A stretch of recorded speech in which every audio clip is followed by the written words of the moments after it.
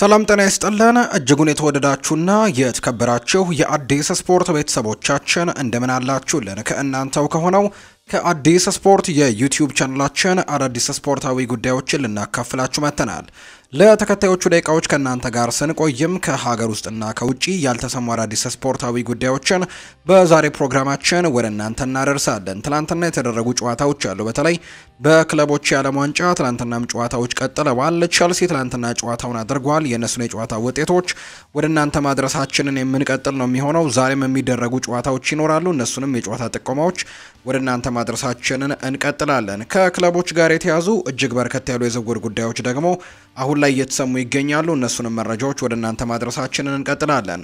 ፏር ባህሩ ፕሮግራሙን እየመራው ከእናንተ ጋር ቆይታን አደርጋለሁ። ቪዲዮአችንን ላይክ፣ ቻናላችንን ደግሞ ሰብስክራይብ እያደረጋችሁ ከኛ ጋር አብራችሁ እንድትቆዩ በአክብሮት ጋብዛለሁ። ከመሸጋገሪያ በኋላ በድጋሚ ተመልሰን እንገናኛለን። አብራችሁን ቆዩ። በክለቦች የዓለም ዋንጫ ዛሬም ጨዋታዎች ቀጥለው ይደረጋሉ። ከምሽት 1 ሰዓት ጀምሮ የሚደረጉ 4 ያክል መርሃ ግብሮች ናቸው ዛሬ የሚደረጉት። ማሜሎዲ ሰንዳውንስ የደቡብ አፍሪካው ቡድን ከቦሩሲያ ዶርትመንድ ጋር ዛሬ ጨዋታውን የሚያደርግ ይሆናል።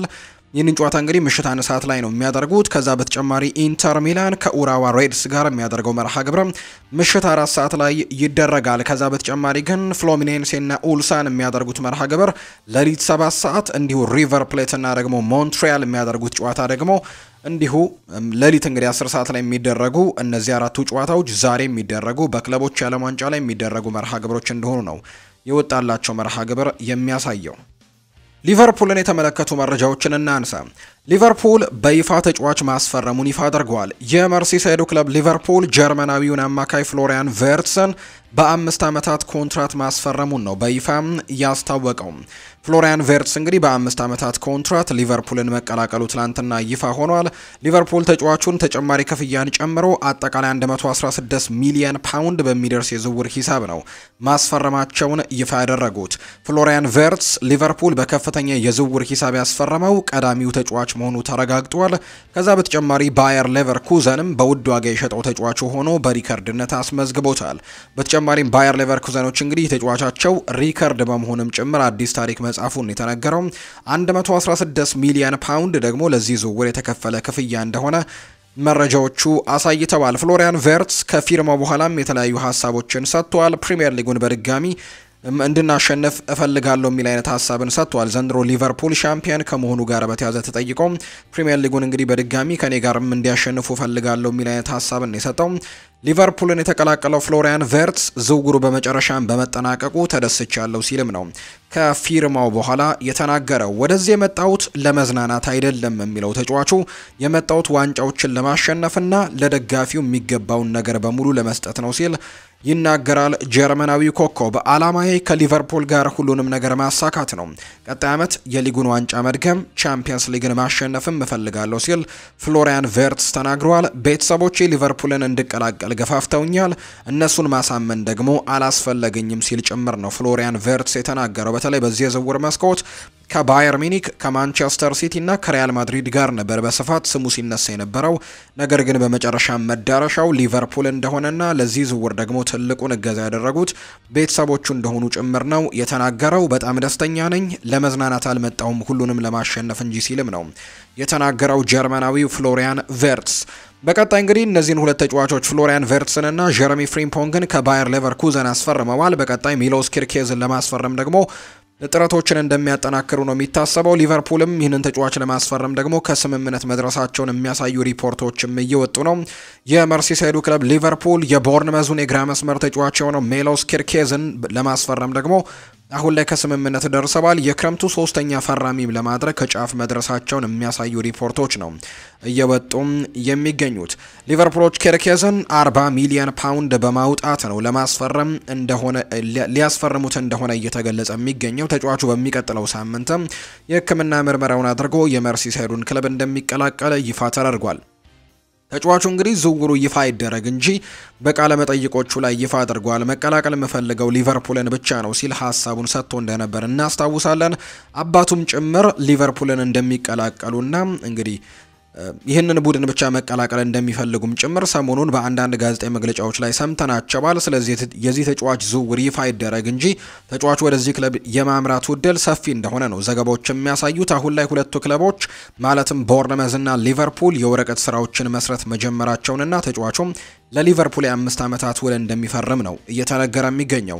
ተጫዋቹ በተጠናቀቀው የውድድር ዓመት ለቦርንመስ በሁሉም 38 የፕሪሚየር ሊግ ጨዋታዎች ላይ በቋሚነት ተሰልፎ መጫወት የቻለ ተጫዋች ነው። በተጨማሪም 2 ጎሎችን አስቆጥሯል።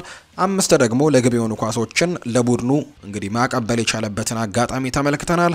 ተጫዋቹ በቀጣይ ቦርንመዝን በመልቀቅ በትልቅ ደረጃ መፎካከርና ዋንጫን ማሸነፍ እንደሚፈልግ ተናግረው የመርሲሳይዱን ክለብ ሊቨርፑልን እንደሚቀላቀል ነው ይፋ የሆነው።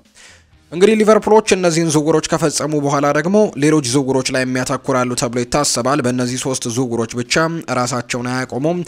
ለምሳሌ ያክል በተከላካይ ስፍራ ላይ የኢብራሂማ ኮናቴ ጉዳይ በዚህ ክለብ ውስጥ የመቆየትና ያለመቆየቱ ጉዳይ የተረጋገጠ ነገር አይደለም። ተጫዋች ኮንትራቱን እስካሁን ድረስ አላራዘመም።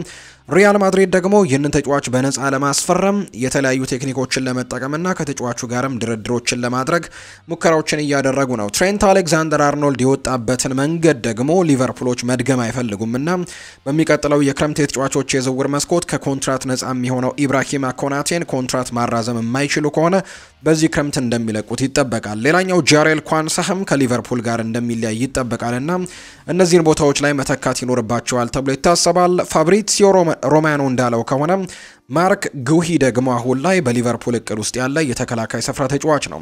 በዚህ ጉዳይ ላይ አንዳንድ ፍንጮችን ልሰጣችሁ እፈልጋለሁ። ሊቨርፑል በተከላካዮች ላይ እየሰራ ስለሆነ በቅርቡ ለሊቨርፑል ደጋፊዎች ጥሩ የሆነ ዝርዝር መረጃን ይዤላችሁ ቀርባለሁ ብሏል ፋብሪዚዮ ሮማኖ ስለ ማርክ ጉሂ ሀሳቡን ሲናገር ነው ይህንን ሀሳብ የሰጠው። ሊቨርፑሎች ጃሬል ኳንሳህን ለመተካት ወጣቱን የመሃል ተከላካይም ለማስፈረም ነው ፍላጎታቸው እንደሆነ የተገለጸው።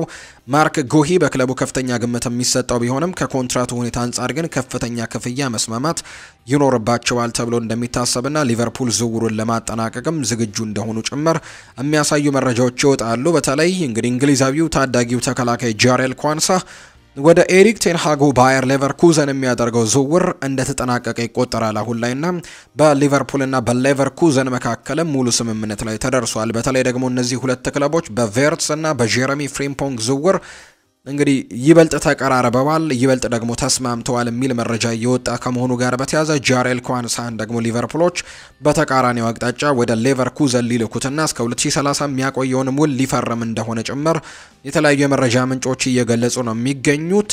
ሊቨርፑል ከዝውውሩ ከ30 ሚሊዮን ዩሮ እንዲሁ ደግሞ ተጨማሪ አድኦንሶችንም ይቀበላል ተብሎ እንደሚታሰብ መረጃዎች ወጥተዋል። ሕክምናውን አስቀድሞ እየተዘጋጀበት ነው። በሚቀጥለው ሳምንት ይደረጋል። የ22 ዓመቱን የመሃል ተከላካይ ደግሞ ለመተካት የተለያዩ ተጫዋቾችን ሊቨርፑሎች ይመለከታሉ። በአንጻሩ ባየር ሌቨርኩዘን በዚህ የዝውውር መስኮት ወሳኝ የሚባሉ ተጫዋቾችን አጥቷል። በተከላካይ መስመር ላይ እንዲሁ ጀረሚ ፍሪምፖንግን አጥቷል፣ ወደ ሊቨርፑል ሸኝቷል። ሌላኛውን ደግሞ የተከላካይ ስፍራ ተጫዋቻቸውን ጆናታን ታህን ደግሞ እንዲሁ ወደ ባየር ሚኒክ መሸኘታቸው ይታወሳልና አሁን ላይ ጃሬል ኳንሳህን በማስፈረም የተከላካይ ስፍራቸውን ለማጠናከር ሙከራዎችን ያደርጋሉ ተብሎ ነው እየተጠበቀ የሚገኘው። ጆ ጎሜዝ አንድ ሀሳቡን ሰጥቷል። በማህበራዊ ትስስር ገጹ በተለይ በኢንስታግራም ገጹ ላይ አንድ ሀሳብን አጋርቷል። ከ10 ዓመታት በፊት በልጅነቴ ከደቡብ ምስራቅ ለንደን ወደ ሊቨርፑል ሲሄድ ይህንን ወደፊት ለማየት እንኳን መገመት አልቻልኩም ነበር። ወደ ኋላ መለስ ብዬ ሳስበው በምስጋና ተሞልቻለሁ። እናም የዚህ ክለብና ከተማ አካል በመሆኔ ደግሞ በጣም ኩራት ይሰማኛል ሲልም ይናገራል። በጉዞ ላይ ያሉትን ተግዳሮቶች መካድ በፍጹም አይቻልም። ነገር ግን እንደ ተጫዋችም ሆነ እንደ ሰው እንዲያድጉ እነሱን ማቀፍ ሁልጊዜም ለማድረግም የሞከርኩት ነገር ነው። ይህን ደግሞ ሳደርግ ላደረጋችሁልኝ ድጋፍ በሙሉ አመስጋኝ ነኝ። ከብዙ ምርጥ ተጫዋቾችና ሰራተኞች ጋር ባለፉት ዓመታት የተለያዩ የመልበሻ ክፍሎች አካል መሆንና ልዩ ትዝታዎችን መፍጠር መታደል ነው። ለዓመታት ለምታደርጉት ድጋፍም ለሁላችሁም ምስጋናን ማካፈል አስፈላጊ እንደሆነ ተሰማኝ። ሁልጊዜም ከኔ ጋር ነበራችሁ። እናም እኔ ደግሞ እንደቀላል አልወስዶም በቀዩ ማሊያ ለ10 ዓመታት እናም አሁን ለመቀጠል ደግሞ ረቦኛል ሲልም ነው ጆ ጎሜዝ ሀሳቡን እየሰጠም የሚገኘው የሊቨርፑሉ የተከላካይ ስፍራ ተጫዋች። ዳርዊን ኑኔስ የናፖሊን ማጥቃት ለማጠናከር የጣሊያናዊው አሰልጣኝ አንቶኒዮ ኮንቴ የመጀመሪያ ምርጫ እንደሆነ እየተገለጸ ነው። ሊቨርፑሎች ግን ከ50 ሚሊዮን ፓውንድ በላይ ክፍያዎችን ይጠይቃሉ በዚህ ተጫዋች ጉዳይ ላይ ተብሎ ይታሰባል። ከቤኔፊካ ከመጣ በኋላ ጥሩ የሚባሉ ጊዜያቶችን በመርሲሳይዱ ክለብ ማሳለፍ አልቻለም። በዚህ ክረምት ደግሞ የሊቨርፑልና የዚህ ተጫዋች እህል ውሃ የሚያበቃበት ክረምት እንደሆነ በርካቶች ግምታቸውን እየሰጡ ነው። መዳረሻውን ደግሞ ጣሊያንና ኔፕልስ ሊያደርግ እንደሚችል ግምቶች እየወጡ ነው። ዳርዊን ኑኔስ የናፖሊን የማጥቃት ለማጠናከርም በአንቶኒዮ ኮንቴ ኢላማ የተደረገው ቁጥር አንዱ ተጫዋች ነው። ወደዚህ ክለብ ሊያመራ የሚችልበት እድልም በስፋት እየተነገረ እንደሆነ ነው ማቴዎ ሞሬቶ መረጃውን ያጋራው። በእርግጠኝነት አሁንም በዝርዝሩ ላይ ከሚገኙ ተከላካዮች መካከል ጆሬል ሃቶ አንደኛው ነው ይለናል ሉዊስ ስቲል መረጃውን ሲያጋራ። ሊቨርፑል በተከላካይ መስመር ላይ የተለያዩ ተጫዋቾችን ማምጣት ይፈልጋል። አንደኛው ደግሞ ጆሬል ሃቶ ነው። ይህ ተጫዋች እንግዲህ ሁለገብ እንደሆነም ነው በርካቶች የሚያነሱለት። በመሃል ተከላካይ እንዲሁ ደግሞ በፉልባክነት መጫወት የሚችል አይነት ተጫዋች እንደሆነ ይገለጻል። ቫንዳይክ የሱ አድናቂ እንደሆነም ጭምር ይነገራል። ጆሬል ሃቶ በፍጹም ደግሞ የሚወደድ አይነት ተጫዋች ነው። ሆላንድ እንግዲህ ያሉኝ ከምትላቸው ታዳጊ ወጣት ምርጥ ተጫዋቾች መካከል አንደኛው ነውና ሊቨርፑል ይህንን ተጫዋች ለማስፈረም ሙከራዎችን ያደርጋል ተብሎ እንደሚጠበቅ የሚያሳዩ ሪፖርቶች አሁን ላይ እየወጡ ይገኛሉ። አርሰናልን የተመለከቱ መረጃዎችን ደግሞ ወደ እናንተ እናደርስ። አርሰናልና ሪያል ሶሴዳድ ለማርቲን ዙቤሜንዲ ስምምነት ሁሉንም ሰነዶች አጠናቀዋል። ሁሉም ነገር ተፈርመዋል። ዙቤሜንዲ በለንደንም የሚያደርገውን ምርመራ አጠናቋል። ለአርሰናል የመጀመሪያው የክረምት ፈራሚ ሆኖም ይፋ እየተደረገ ይገኛል። አርሰናል 64 አሊያም ደግሞ 65 ሚሊዮን ዩሮ በተለያየ ጊዜ እንግዲህ ይከፍላል ተብሎ ነው የሚታሰበው። ይሄ በአንድ ጊዜ የሚከፈል አይነት ክፍያ አይደለም። በተለያዩ ጊዜያቶች ይህንን ክፍያ እንደሚከፍል የሚያሳዩ ሪፖርቶች እየወጡ ነው። አርሰናል በዚህ ክረምት የመጀመሪያ ፈራሚውን አሁን ላይ እያገኘ እንደሆነ ነው ፋብሪዚዮ ሮማኖ የገለጸው። ትናንትና ተጫዋቹ በለንደን መገኘቱም ጭምር ሲገለጽ ነበር። ስፔናዊው አማካይ ማርቲን ዙቤሜንዲ ወደ አርሰናል እንግዲህ የሚያደርገውን ዝውውር አሁን ላይ እንዳጠናቀቀ ነው ሪፖርቶች እየገለጹ የሚገኙት። በተለይ ለአርሰናል ደጋፊዎች ሪያል ማድሪድ ይህንን ዝውውር በቁም ነገር አሁንም እየተመለከተው እንደሆነ ከተገለጸ በኋላ ስጋት ውስጥ እንደነበሩ በርካቶች ያነሳሉ። በተለይ ደግሞ ተጫዋቹ የሰጠው ሀሳብም ረጅም የዝውውር እንግዲህ ጊዜያቶችን እናሳልፋለን የሚል አይነት ሀሳብን ከሰጠ በኋላ የአርሰናል ደጋፊዎችን ስጋት ውስጥ ከቶ ነበር። በተለይ ለሪያል ማድሪድ በጣም ቅርብ ናቸው ተብለው የሚነሱ የመረጃ ምንጮች የሆኑት ዲያሪዮ አስና ማርካ ደግሞ ሪያል ማድሪድ በእርግጠኝነት ይህንን ተጫዋች ሊያስፈርመው ይችላል የሚል መረጃን እያወጡ ስለነበር እንግዲህ አሁን ላይ ግን የአርሰናል ደጋፊዎችን እፎይታ የሚሰጥ የመጀመሪያ ዝውውር ማግኘት የቻሉበትን አጋጣሚ ነው አርሰናሎች የተመለከተው። ማርቲን ዙቤሜንዲ በዚህ ክረምት የአርሰናል የመጀመሪያው ፈራሚ ሆኖ ይፋ ተደርጓል። አርሰናል ከሪያል ሶሴዳድ ስፔናዊውን አማካይ በ60 ሚሊዮን ዩሮ እና ከዛ በላይ የሆነ የውል ማፍረሻ ለማስፈረም ነው ከስምምነት መድረሱ የተነገረው። ዙቤሜንዲ እንግዲህ ለአርሰናል በመፈረሙ እንግዲህ በጆርጂኒዮና እንዲሁ ደግሞ በቶማስ ፓርቴ ላይ እድሳቶችን እንዲያደርጉ ያግዛቸዋል ተብሎ ይታሰባል። ጆርጂኒዮ ወደ ፍላሚንጎ ማቅናቱ ይታወሳል። የቶማስ ፓርቴ ጉዳይ ደግሞ አሁንም ጥርጣሬ ውስጥ ያለ ጉዳይ ነው። ሰሞኑን በተለይ ቶማስ ፓርቴ ከክለቡ ጋር ሊለያይ እንደሚችል የሚያሳዩ ሪፖርቶች ናቸው በስፋት እየወጡ የሚገኙትና ማርቲን ዙቤሜንዲን ማግኘታቸው ደግሞ ትልቅ መሻሻልን ለዚህ ቡድን ይሰጣል ተብሎ ይታሰባል። ሌሎች እንግዲህ አማካዮችንም ሊመለከቱ የሚችሉበት እድል ሰፊ ነው። ነገር ግን ዘንድሮ ለሪያል ሶሴዳድ በ36 የላሊጋ ጨዋታዎች ላይ 2 ጎሎችን አስቆጥሮ 2 አሲስቶችን ያደረገውን ስፔናዊ ተጫዋች ግን አርሰናሎች በዚህ ክረምት ቀዳሚ ፊርማቸው አድርገው እንዳመጡት ነው የተረጋገጠው። የአመቱ ምርጥ ወጣት ኮከብ ተጫዋች እጩ ዝርዝር ውስጥ የተገኘው ኢታን ንዌኔሪ ባለፈው የውድድር ዘመን ስላስቆጠራቸው 9 ግቦችና 2 አሲስቶች ላይ ስለመሳተፉም ጥያቄዎች ቀርበውለት ምላሹን ሰጥቷል። ጥሩ ነበር፣ ነገር ግን የበለጠ ማስቆጠር እችል ነበር፣ እፈልግም ነበር። 10 ግቦችን ማስቆጠር እቅዴ ነበር፣ ነገር ግን እጅጉን ቀርቤዋለሁ። ያስቆጠርኩት የጎል መጠን 9 ነው። ጥሩ ነው። የመጀመሪያ ሲዝን ነበር፣ ለቀጣዩ ሲዝን ደግሞ በደንብ ዝግጁ ሆኜ እመለሳለሁ ሲልም ጭምር ነው የተናገረው። በተለይ አሰልጣኝ ሚኬል አርቴታ ለዚህ ተጫዋች የተለያዩ ቦታዎችን እየፈለገለት እንደሚገኝ የሚያሳዩ ዘገባዎች ይወጣሉ። የቡካዮ ሳካ ቦታ ላይ እንግዲህ በተለይ ሳካ በተጎዳባቸው ጨዋታዎች ኢታን ንዌኔሪ አብዛኞቹን ጨዋታዎች በቋሚነት መጀመሩን እናስታውሳለን። ነገር ግን ሳካ እዛ ቦታ ላይ ካለ ግን ይህ ተጫዋች በቋሚነት የመሰለፍ እድሎችን አያገኝም ተብሎ ነው የሚታሰበውና ይህንን ተጫዋች እንግዲህ ቦታዎችን እንዲያገኝ አርቴታ እቅዶችን እያወጣለት እንደሚገኝ ጭምር እየተገለጸ የሚገኙ ዘገባዎች ናቸው አሁን ላይ እየወጡ የሚገኙት። አርሰናሎች አሁንም አጥቂ ማሳረዳቸውን እየቀጠሉ ይገኛሉ። በዝርዝራቸው ውስጥ የተለያዩ አጥቂዎች እንደሚገኙ ይታወቃሉ። የቪክተር ዮከርሽ ጉዳይ አንድ ሄድ አንድ መጣ እያለ ይገኛል ከአርሰናል።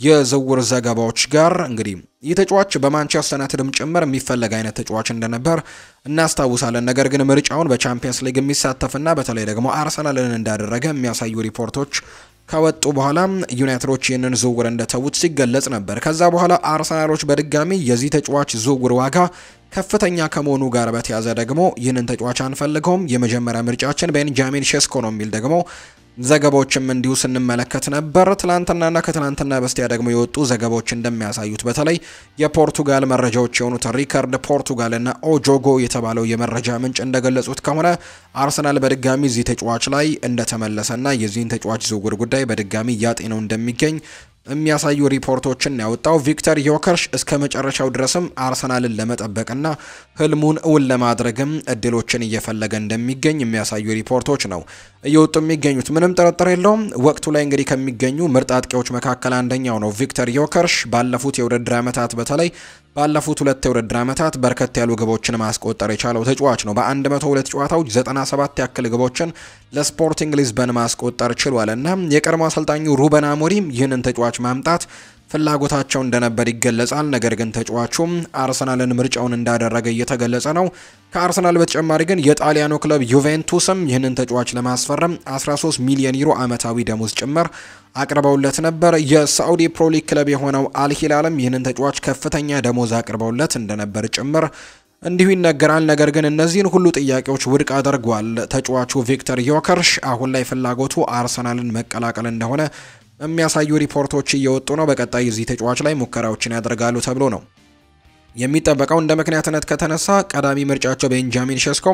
አሁንም የዝውውሩ ጉዳይ ምንም የተረጋገጠ ነገር የለውም። አምናም እንግዲህ አርሰናሎች ይህንን ተጫዋች ለማስፈረም በሚሞክሩበት ጊዜ ተጫዋቹ ኮንትራቱን ከአረቢ ለብዚሽ ጋር ማራዘሙ የሚታወስ ነው። የ5 ዓመታት ኮንትራት ፈርሞ እንደነበር እናስታውሳለን።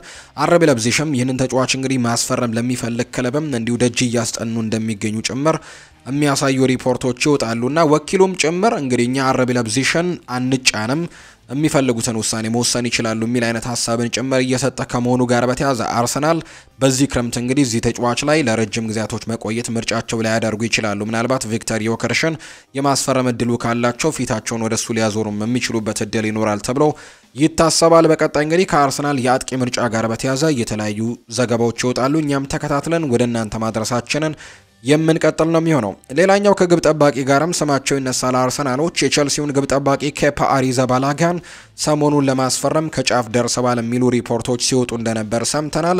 ነገር ግን ይህ መረጃ በርካታ የቀድሞ የቼልሲ ተጫዋቾችን አላስደሰተም። በተለይ ተጫዋቹ ከቦርንመዝ ጋር ዘንድሮ ያሳለፈው እጅግ አስደናቂ ውድድር ዓመት በቼልሲ ካሉት ግብ ጠባቂዎች የተሻለ እንደሆነ የሚያሳይ ነው የሚሉ ሀሳቦችን እየሰጡ ነው የቀድሞ ተጫዋቾቻቸው። ቼልሲዎች ከአርሰናል ጋር ያለውን የዝውውር ስምምነት አቋርጠው ኬፓ አሪዛባላጋን በስታንፈርድ ብሪጅ እንዲያቆዩ ከነዛ መካከል የሆነው አንደኛው የቀድሞ የቼልሲ የክንፍ መስመር ተጫዋች የሆነው ፓት ኔቪን እየተናገረ ይገኛል። ሌላኛው የቀድሞ የቼልሲ ኮከብ የሆነው ሸዋን ራይት ፊሊፕስም ኬፓን በተለይም ደግሞ ለተቀናቃኝ ክለብ መሸጥ በጣም ስህተት ነው። አሁን ካሉት ግብ ጠባቂዎች ደግሞ ይሄ ተጫዋች በጣም የተሻለ ነውና ይህንን ተጫዋች አሳልፎ መሸጥ ከዛ በተጨማሪ ደግሞ ለተቀናቃኝ አሳልፎ መስጠት ደግሞ በጣም የከፋው ጥፋት ነው የሚል አይነት ሀሳብን ጭምር ነው ራይት ፊሊፕስ እየተናገረ የሚገኘውና ምናልባት ቼልሲዎች መለስ ሊሉ እንደሚችሉ ጭምር የሚያሳዩ ሪፖርቶች ናቸው አሁን ላይ እየበጡም የሚገኙት። ከአርሰናል ጋር በዚህ የክረምት የተጫዋቾች የዝውውር መስኮት ሌላኛው ስሙ እየተነሳ የሚገኘው ተጫዋች ሮድሪጎ ጉዌሽ ነው። ሪያል ማድሪድ ሮድሪጎ ላይ በግራ ክንፍ መጫወት ከፈለገ ሊለቁት ፍቃደኞች ናቸው። ምክንያቱም አሁን ላይ በተለይ አሰልጣኝ ሻቪ አሎንሶ አዲስ እቅዶችን እየፈለጉ ይገኛሉ። 4-4-2 አስተላለፍንም ለመጠቀም ሙከራዎችን ሊያደርጉ እንደሚችሉ ጭምር ይነገራልና ምናልባት በዚያ ጨዋታ ሲስተም ውስጥ ደግሞ የተጫዋች በፊት መስመር ላይ ቦታ ላይ ያገኝ ይችላል። ቪኒሲዮስ ጁኒየር እና ኬሊያን ምባፔን የመጠቀም ፍላጎቶች እንዳሏቸው ነው የሚገለጸው። እንዲሁ 4-4-3-3ም ቢጫወቱ ጭምር አርዳ ጉሌረን ከዛ በተጨማሪ ደግሞ አዲሱን ፈራሚ ፍራንኮ ማስታንቱኖንም ጭምር የመጠቀም ፍላጎት አለው ይባላል ሻቪ አሎንሶ። ስለዚህ ሮድሪጎ በዚህ ቡድን ውስጥ ምናልባት እድሎችን ላያገኝ የሚችልበት እድል ሰፊ ነውና እንግዲህ የሚለቅ ከሆነ ደግሞ አርሰናል ይህንን ተጫዋች ለማስፈረም እጁን ዘርግቶ እየተጠባበቀ እንደሚገኝ ነው መረጃዎች የሚያሳዩት። አርሰናል ሮድሪጎን በሚፈልገው ቦታ በግራ ክንፍ በቀኝ ክንፍ ለማጫወትም ፍቃደኞች እንደሆኑ ጭምር የሚያሳዩ ሪፖርቶች እየወጡ ይገኛሉ። ስለዚህ አርሰናል ይህንን ተጫዋች ለማስፈረም በትልቁ እንቅስቃሴም እያደረገ እንደሚገኝ ጭምር ሪፖርቶች እየወጡ ነው። ጁሪያን ቲምበር ይናገራል። ስራ የበዛበት የዝውውር መስኮት ይኖረናል ብዬ አስባለሁ። ብዙ አዳዲስ ተጫዋቾች የሚቀላቀሉናል ብዬ አስባለሁ።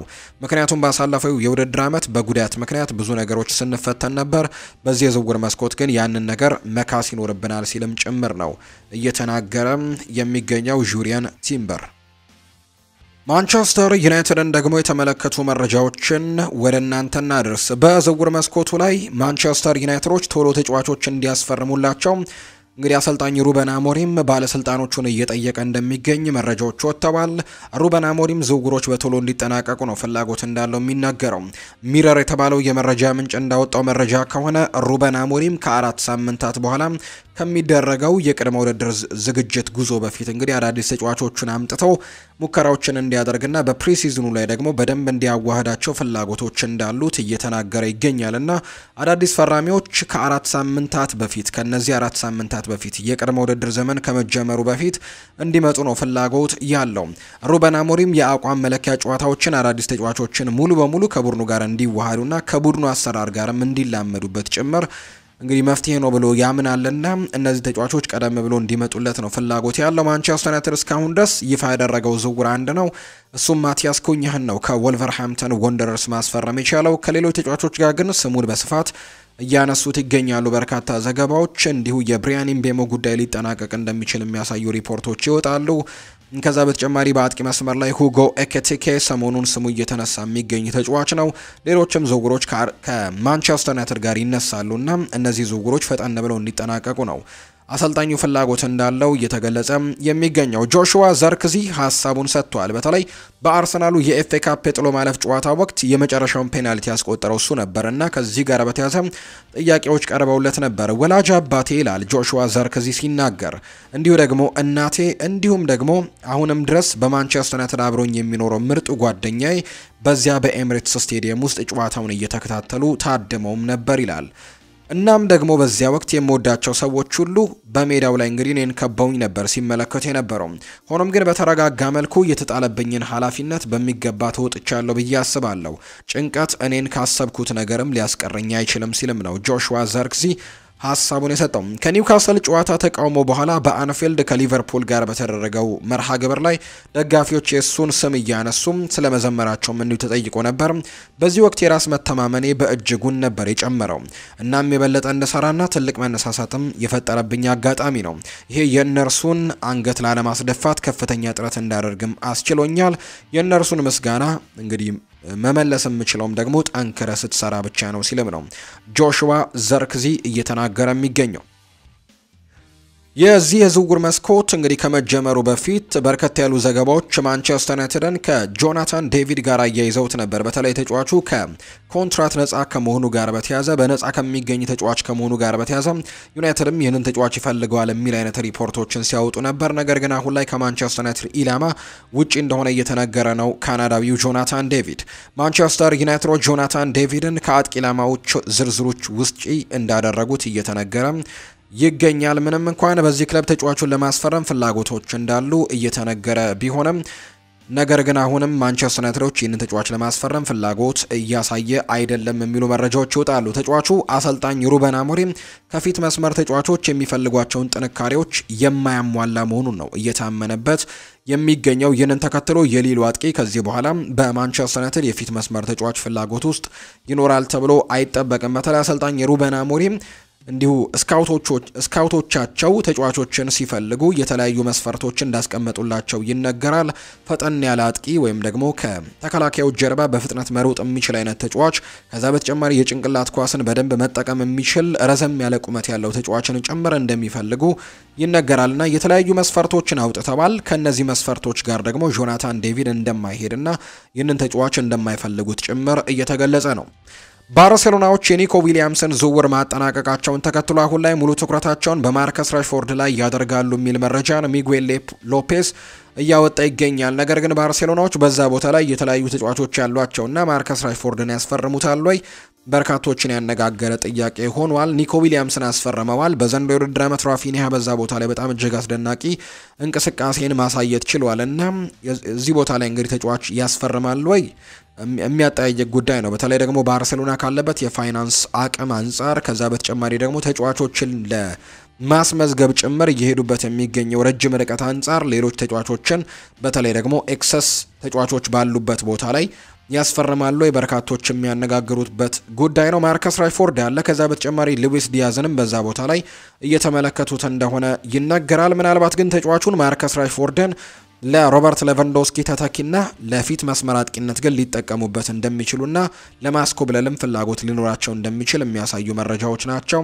እየወጡ የሚገኙት ከማርከስ ራሽፎርድ ጋር በተያዘ። ቦርንመዞች ለአጥቂያቸው አንቷን ሴሜኒዮ ከፍተኛ የዝውውር ዋጋ በመጠየቃቸው ምክንያት ማንቸስተር ዩናይትድ ራሳቸውን ከዚህ ዝውውር እንዳገለሉ ዴቪድ ኦርነስቲን ገልጿል። ተጫዋቹ ከቶትንሃም ጋር በስፋት እየተነሳ ይገኛል። በኋላ ላይ ከቶትንሃም መረጃዎች ጋር ወደ እናንተ እናደርሰዋለን። ነገር ግን ዩናይትዶች ከአንቷን ሴሜኒዮ ዝውውር ራሳቸውን እንዳገለሉ ጭምር ነው የሚነገረው። አዲሱን የ2025-26 የውድድር ዓመት ሊጀመሩ እንግዲህ በጣት የሚቆጠሩ ቀናቶች ይቀራሉ።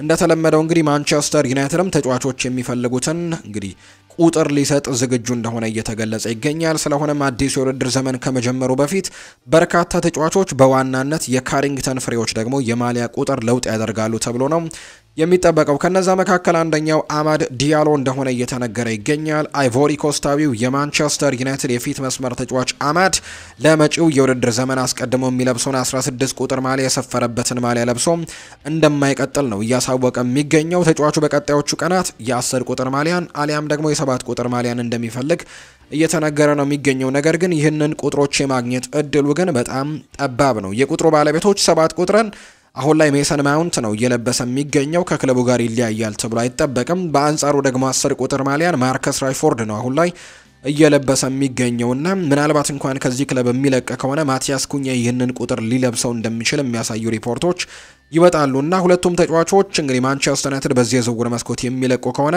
አማድና ማቲያስ ኩኛ ምናልባት ቁጥሮችን ሊረከቡ ይችላሉ። ሜሰን ማውንትም ከዚህ ክለብ የሚለቅ ከሆነ ነው። ነገር ግን የሚለቅበት ጠባብ ነውና አማድ ዲያሎ እነዚህን ሁለት ቁጥሮች የማግኘት እድሉ ጠባብ ነው ተብሎ ነው የሚታሰበው። ሌላኛው ኮቢ ማይኖም ጉዳይ ነው። እንግሊዛዊው የማንቸስተር ዩናይትድ የመሃል ሜዳ ተጫዋች የሆነ ኮቢ ማይኖም በዚህ ክረምትም ከቀድሞ የማሊያ ቁጥሩ 37 ጋር ይለያያል ተብሎ የሚጠበቀው ሌላኛው ተጫዋች ነው።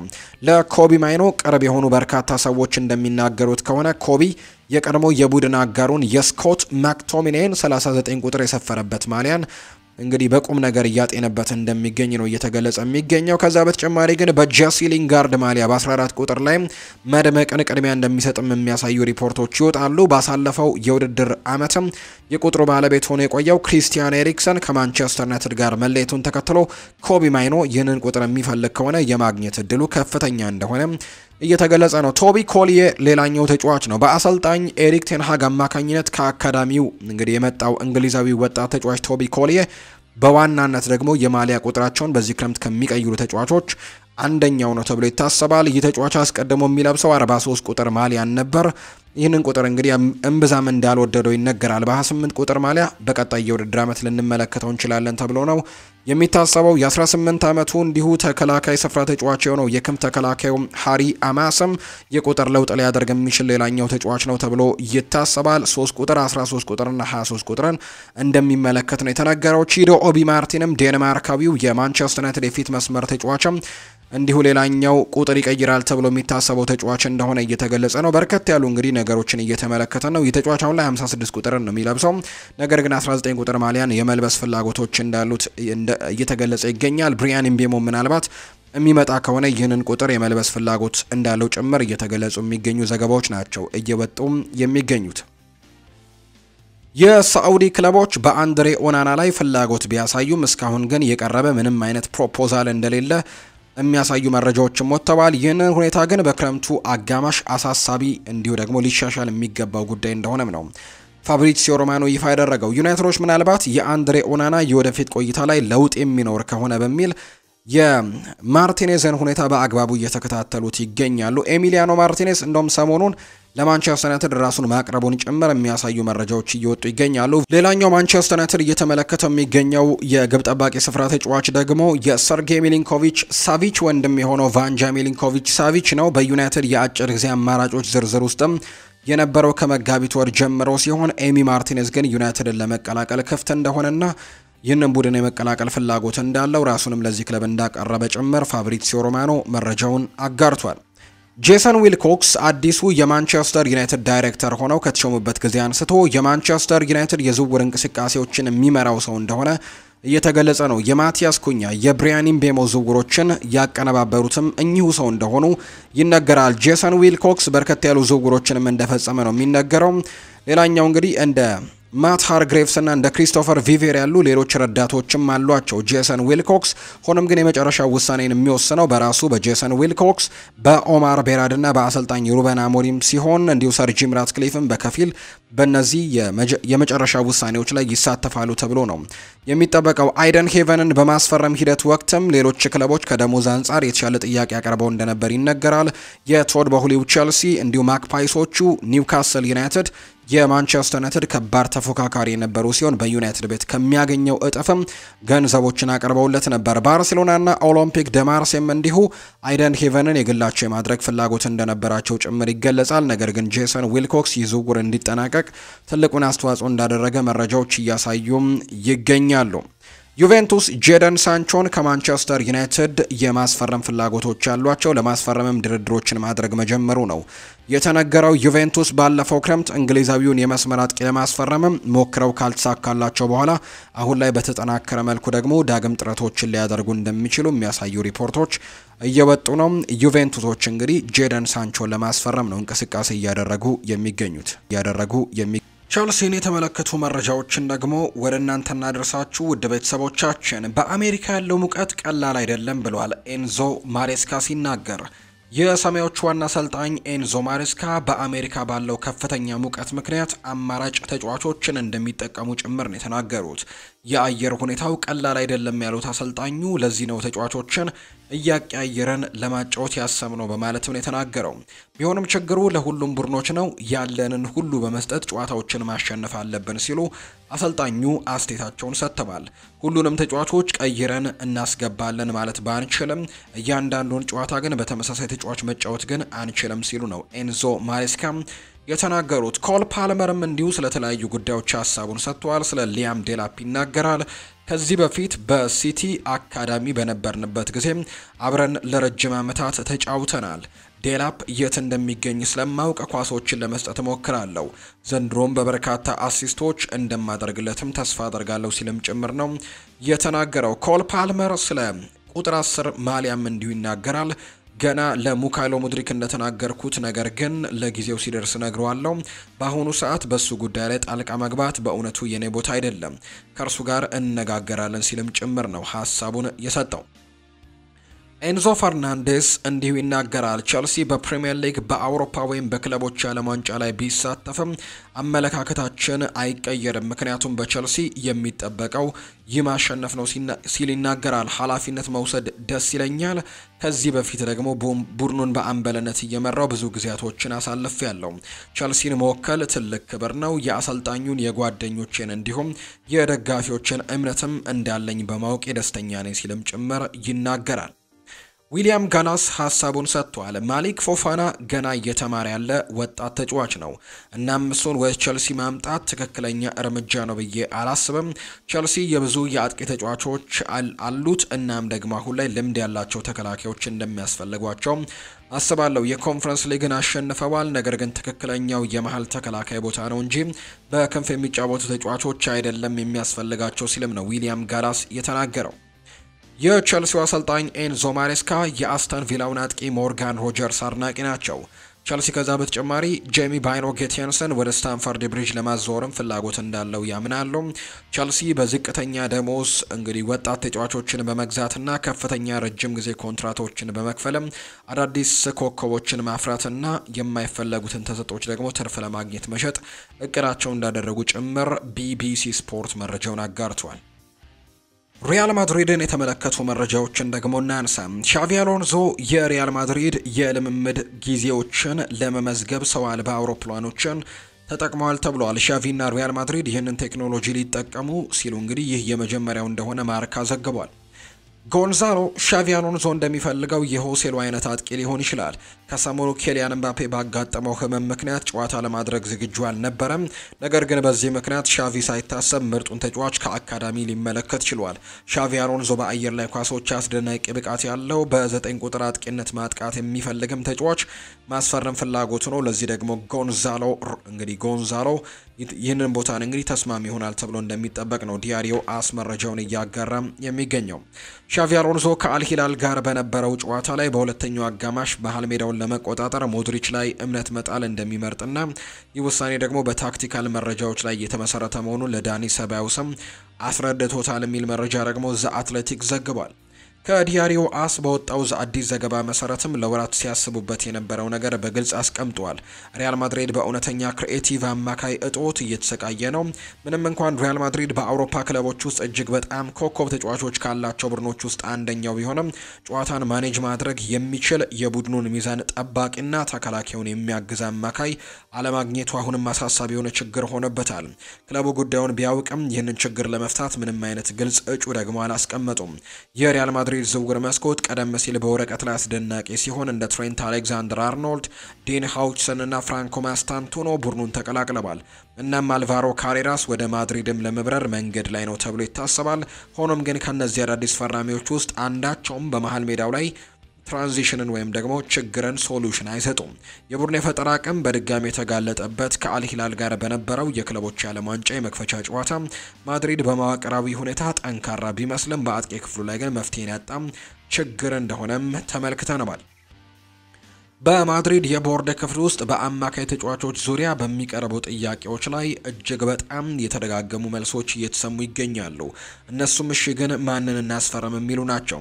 እውነታው አሁንም ቢሆን ማድሪድ አማካይ ለመግዛት ያለው ሀሳብ አልተቀየረም። ነገር ግን እንደሚፈልገው አይነት ትክክለኛ ፕሮፋይል ያለው አማካይ ግን ለማግኘት ከብዶታል የሚል መረጃ እየወጣ ነው። ቴክኒካል ተሰጥኦ ያለው ክሪኤቲቭ የሆነ ሚዛን መጠበቅ የሚችልና ከሪያል ማድሪድ ያጨዋወት ስታይል ጋር ደግሞ ሊመጣጠን በሚችል ተጫዋች እስካሁን ማግኘት አልቻሉም ሲል ዲያሪዮ አስ በሪፖርቱ ላይ ይፋ አድርጓል። ነገር ግን ይህንን ስፍራ ለመሙላት ብዙ ስሞች ተገምግመዋል። ነገር ግን አንዳቸውም ተመራጭ ተጫዋቾች ከኋላቸው የራሳቸውን የሆነ ችግር ይዘው ይመጣሉ። አንደኛው ማርቲን ዙቤሜንዲ ሲሆን ስፔናዊው አማካይ ከወዲሁ ማድሪድ ካስቀመጣቸው እጩ ተጫዋቾች ነበር። ነገር ግን ማርቲን ዙቤሜንዲ ወደ ሪያል ማድሪድ ተዘዋውሯል። በሌላ በኩል የፓሪስ ሰን ዠርሜኑ አማካይ ቪታኒሃ በሪያል ማድሪድና በፓሪስ ሰን ዠርሜን መካከል ባለው ጥሩ ያልሆነ ግንኙነት ምክንያት በቀላሉ ለገበያው የማያስችል ስምምነት ነው። ሪያል ማድሪድ በአውሮፓ ሱፐር ካፕ ኬዞችና በቅርቡ ክለቦች ደግሞ ኤምባፔ ከፓሪስ ሰን ዠርሜን በነፃ ማምጣቱ የፈረንሳዩን ክለብ ንዴት ውስጥም ከተባል። በዚህ ምክንያት ፓሪስ ሰን ዠርሜን የትኛውም ተጫዋች ለሪያል ማድሪድ አሳልፎ ይሰጣል ማለት ደግሞ ሞኝነት እንደሆነ የሚያሳዩ ሪፖርቶች ናቸው አሁን ላይ እየወጡ እንደሚገኙ እየተገለጸ የሚገኘው። በሌላ መልኩ አንጌሎ ስቲለር ደግሞ ለዚህ ሰዓት ለየት ያለው አማራጭ ነው።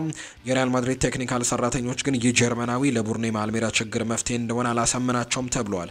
ስለ ኤንዞ ፈርናንዴዝ እና ስለ አሌክሲ ማካሊስተርም አንዳንድ ሹክሹክታዎች ነበሩ። ነገር ግን ሁለቱም ከተለጠፈባቸው ትልቅ የመሸጫ ዋጋዎች አንጻር ጋር ግን በዚህ ክረምት የመገኘታቸው ዋስትና አናሳ መሆኑን ችላ ተብለዋል። ነገሮች በዚህ ሁኔታ ሲሄዱ ሁኔታው ወደ ኦገስት የመጨረሻ ቀናትም የሚያቀና ይመስላል። አስተዳደሩ የተጣደፈ ወይም የግዳጅ ፊርማን ማድረግ አይፈልግም። ነገር ግን ይህ የፈጠራ ክስተት ደግሞ ያለው የሪያል ማድሪድ የመሃል ሜዳ ክፍል በትልልቅ ጨዋታዎች ላይ አሁንም ተጽዕኖ ማሳደሩን ከቀጠለ ሪያል ማድሪድ ካዝናውን ሊሰብር እንደሚችል ጭምር እየተነገረ ነው።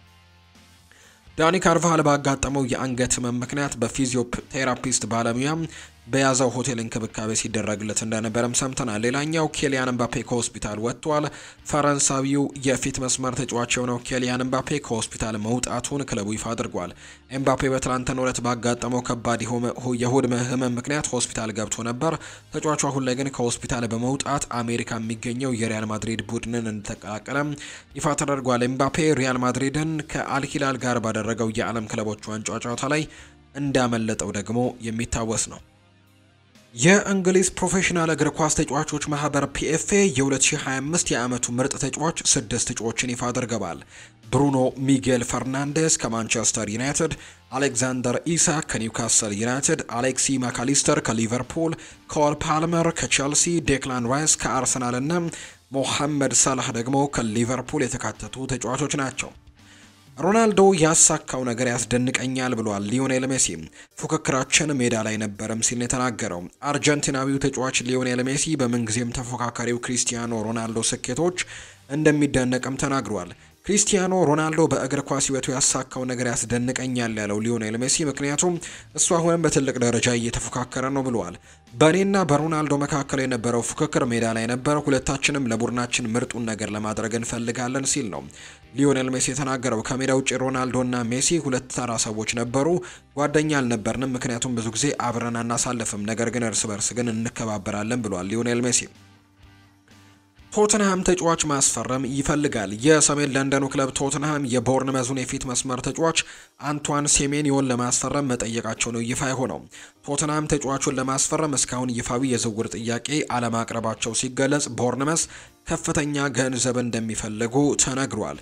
የቦርንመዝ የ25 ዓመቱን የፊት መስመር ተጫዋች አንቷን ሴሜንዮን ለመልቀቅም 65 ሚሊዮን ፓውንድ ዋጋ እንደሚፈልጉ ጭምር ነው እየተገለጸ የሚገኘው። ተጫዋቹ ከቶትንሃም በተጨማሪ በማንቸስተር ዩናይትድ እየተፈለገ እንደሚገኝም ነው ዘገባዎች የሚያሳዩት። አንቷን ሴሜንዮ በተጠናቀቀው የውድድር ዓመት በሁሉም ውድድሮች ባደረጋቸው 42 ጨዋታዎችም 13 ጎሎችን ማስቆጠር የቻለበትን አጋጣሚ ነው የተመለከተው። ኬቨን ዱራንት የፓሪስ ሰን ዠርሜን አነስተኛ ድርሻን ገዝተዋል። አሜሪካዊው እውቅ የቅርጫት ኳስ ተጫዋች ኬቨን ዱራንት የፈረንሳዩን ክለብ ፓሪስ ሰን ዠርሜን አነስተኛ ድርሻ መግዛቱን ይፋ አድርጓል። የሁለት ጊዜ የኤንቢኤ አሸናፊውና የኦሎምፒክ ወርቅ ሜዳሊያ ባለቤቱ ኬቨን ዱራንት በቀጣይ ፓሪስ ሰን ዠርሜን ያቀደውን የቅርጫት ኳስ ቡድን እንደሚመራም ተነግሯል። የፓሪስ ሰን ዠርሜን ድርሻ ባለቤት በመሆኔ ኩራት ይሰማኛል። ክለቡና ከተማው ደግሞ በልቤ ቦታ አላቸው። ከክለቡ ጋር ለመስራት ጓጉቻለሁ ሲልም ነው ኬቨን ዱራንት የተናገረው። ለፎኔክስም ቅርጫት ኳስ ቡድን የሚጫወተው የ36 ዓመቱ ኬቨን ዱራንት ከ300 ሚሊዮን ዶላር በላይ የተጣራ ሀብት እንዳለው ነው የሚነገረው። ደቡብ ኮሪያ ለውጭ ግብ ጠባቂዎች ፍቃድ ሰጠች። የደቡብ ኮሪያ እግር ኳስ ፌዴሬሽን በሚቀጥለው የውድድር ዓመት ውጭ ሀገር ግብ ጠባቂዎች በሀገሪቱ ክለቦች ተመዝግበው እንዲጫወቱ መፍቀዱን ነው የገለጸው። ደቡብ ኮሪያ ለ27 ዓመቱ የውጭ ሀገር ግብ ጠባቂዎች በሀገሪቱ ሊግም እንዳይሳተፉ አግዳ መቆየቷ ይታወሳል። ሀገሪቱ ግብ ጠባቂዎችን ያገደችውም በሀገሪቱ የሚገኙ ግብ ጠባቂዎች አቅምን ለማሳደግና ለማበረታታት እንደነበር ይገለጻል። በቀጣዩ የውድድር ዓመት ጀምሮ ግን የሀገሪቱ ክለቦች የውጭ ሀገር ግብ ጠባቂዎችን ማስመዝገብ ተፈቅዶላቸዋል ሲል ነው ፌዴሬሽኑ ያስታወቀው። የደቡብ ኮሪያ ብሔራዊ ቡድን በቅርቡ ባላደረጋቸው ጨዋታዎችም የተጠቀማቸው 3 ግብ ጠባቂዎች በሀገሪቱ ሊግ የሚጫወቱ እንደሆኑም ጭምር ነው የሚነገረው። የሴቶች ኤዥያን ካምፕ ማጣሪያ ጨዋታዎች የቦታ ለውጥ ተደርጎባቸዋል። ጆርዳን ሊደረጉ የነበሩት የሴቶች ኤዥያ ካምፕ ማጣሪያ ጨዋታዎች አንድ ጨዋታ የቦታና ቀለው ተደርጎበታል። የምድቡ ጨዋታ ጆርዳን ከኦማን ጋር ለማድረግ ታስቦ የነበረ ቢሆንም በቀጠለው ምክንያት እንግዲህ ይህ ጨዋታ በመጀመሪያ ምድብ ጆርዳን፣ ኢራን፣ ሊባኖስ፣ ሲንጋፖር እና ቡታን ተደልድለዋል። በማጣሪያ ከምድቡ የመጀመሪያ ደረጃን ይዘው የሚጠናቀቁ ሀገራት እንግዲህ አውስትራሊያ ለሚደረገው ውድድር የሚያልፍ ይሆናል። እንግዲህ የተለያዩ ነገሮች ከዚህ ጉዳይ ጋር እየሰማን እንደሚገኝ ነው ዘገባዎች እየጠቆሙ የሚገኙት። የተወደዳችሁና የተከበራችሁ ቤተሰቦቻችን ለዛሬ ያዝንላችሁ አዳዲስ ስፖርታዊ ጉዳዮቻችን እነዚህን ይመስላሉ። ስላደመጣችሁን፣ ስለተከታተላችሁን፣ ቆይታችሁን ከኛ ጋርም ስላደረጋችሁ እጅጉን ከልብ አድርገን እናመሰግናለን። ፉአድ ባህሩ ፕሮግራሙን እየመራው ከእናንተ ጋር ቆይታን ያደረኩኝ። ቪዲዮአችንን ላይክ፣ ቻናላችንን ሰብስክራይብ እያደረጋችሁ ከኛ ጋር ቆይታን ያደረጋችሁ በሙሉ ላቅ ያለ ምስጋናችንን ለእናንተ ማቅረብ እንወዳለን። ፉአድ ባህሩ ፕሮግራሙን እየመራው ቆየው። በቀጣይ ፕሮግራሞቻችን ሌሎች ርዕሰ ጉዳዮችን ይዘን ዳግም እንገናኛለን። መልካም ጊዜ፣ መልካም ቀን እንዲሆንላችሁም ነው በአክብሮት የምመኘው።